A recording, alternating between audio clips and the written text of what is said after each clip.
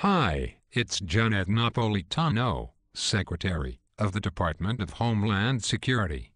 I'd like to read you a travel advisory from the Council on American-Islamic Relations website, titled, CAIR Issues Travel Advisory on New Airport Pat-Downs. TSA Enhanced Pat-Downs, described as invasive, humiliating.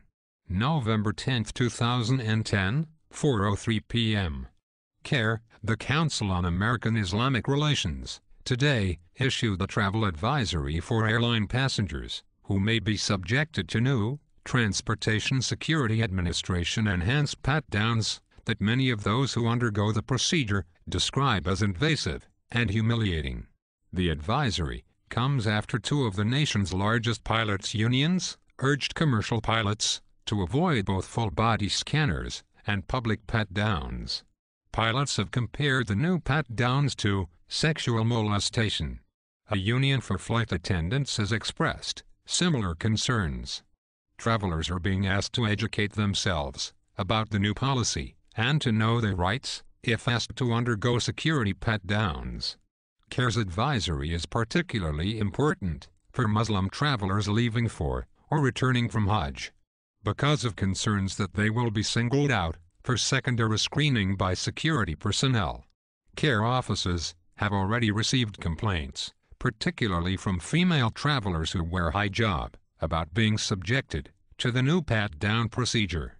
The enhanced pat-down involves a much more intrusive, manual search of passengers' bodies by TSA officers. Passengers who have undergone the new pat-down procedure have reported feeling humiliated by a search they describe as invasive, and that has involved TSA officers touching the face and hair, the groin area, and buttocks, and in between and underneath breasts. One traveler wearing hijab, a 56-year-old Muslim, flying out of Ronald Reagan, Washington National Airport, told CAIR the TSA screener patted down her entire upper body, including head, neck, chest, and hips, with the backs of her hands. The Muslim woman said she had no idea how invasive the procedure would be and would otherwise have opted for a private room or demanded to know why she was selected for secondary screening. Note, the woman had been referred to secondary screening even though the metal detector did not go off, a phenomenon reported frequently to CAIR by female Muslim travelers.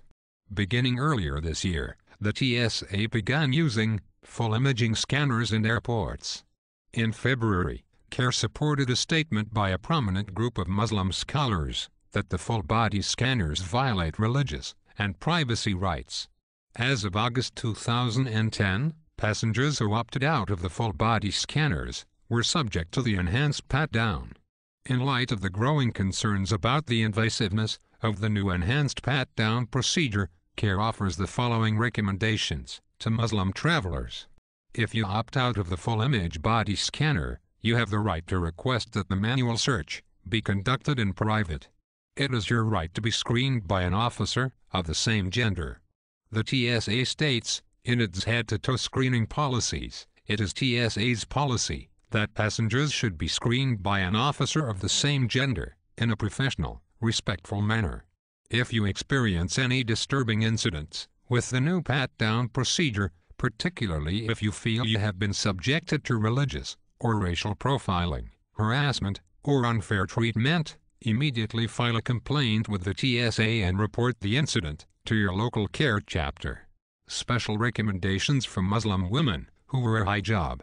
If you are selected for secondary screening after you go through the metal detector and it does not go off, and SSS is not written on your boarding pass, ask the TSA officer if the reason you are being selected is because of your headscarf.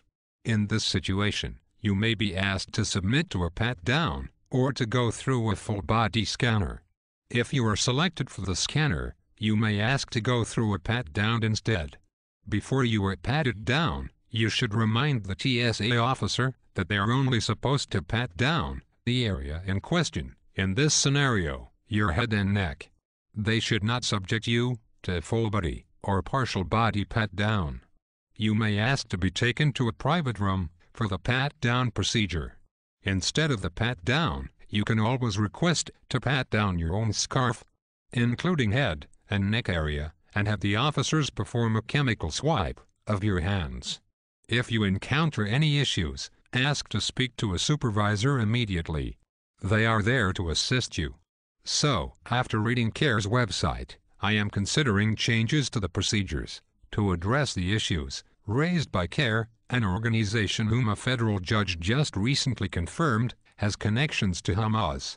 The 20-page order, signed by U.S. District Judge George A. Solis, cites ample evidence that CAIR participated in a criminal conspiracy led by the Holy Land Foundation, Hamas's main fundraising arm, in the U.S. As a result, the judge refused CAIR's request to strike its name from documents, listing it as an unindicted co-conspirator in the case.